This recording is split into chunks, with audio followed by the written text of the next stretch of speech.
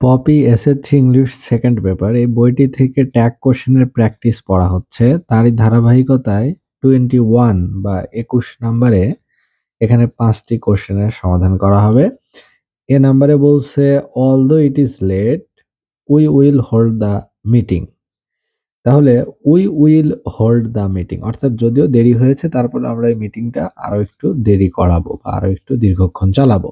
তাহলে we will hold এই অংশটুকু হচ্ছে স্বাধীন বাক্যাংশ বা ইন্ডিপেন্ডেন্ট ক্লজ এই অংশটুকুর কাজ করতে হবে। আর অলদো যুক্ত অংশটুকুর কাজ করা যাবে না, কারণ এটা হচ্ছে নির্ভরশীল বাক্যাংশ বা ক্লজ। তাহলে we will hold the meeting, এটার ট্যাগ হবে ওন্ট উই হবে। বি নাম্বারে বলছে mother advises her son not to tell a lie. She also said to her son nobody believes a liar. মা মিথ্যা বলা থেকে বিরত থাকার জন্য সন্তানকে উপদেশ দেন এবং সে তার সন্তানকে বলল যে কেউ মিথ্যাবাদীকে বিশ্বাস করে না। তাহলে ট্যাগ হবে নোবডি বিলিভস, এর ট্যাগ হবে ডু দে।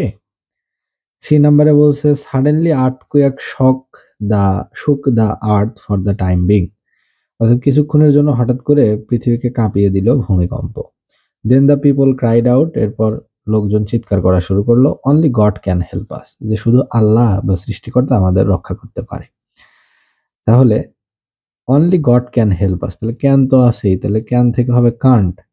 আর গডের জন্য হবে হি, এইচ ই, অর্থাৎ বড় হাতের H E, can't he.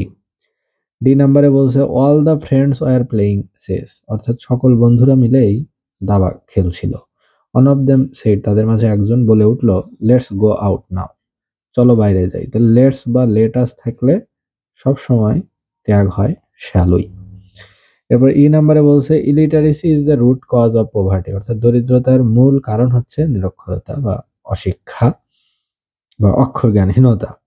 It ফ্রাস্ট্রেটস all development activities, তাহলে ইট ফ্রাস্ট্রেটস, এখান থেকে প্রোনাউনটা হবে ইট, আর ফ্রাস্ট্রেটস প্রেজেন্ট ইনডিফিনিট টেন্সে আছে, তাহলে ডু বা ডাজ। ইটের সাথে তো ডু হবে না, হবে ডাজ। ডাজ নট এর নেগেটিভ ফর্ম ডাজেন্ট, তাহলে ডাজেন্ট ইট।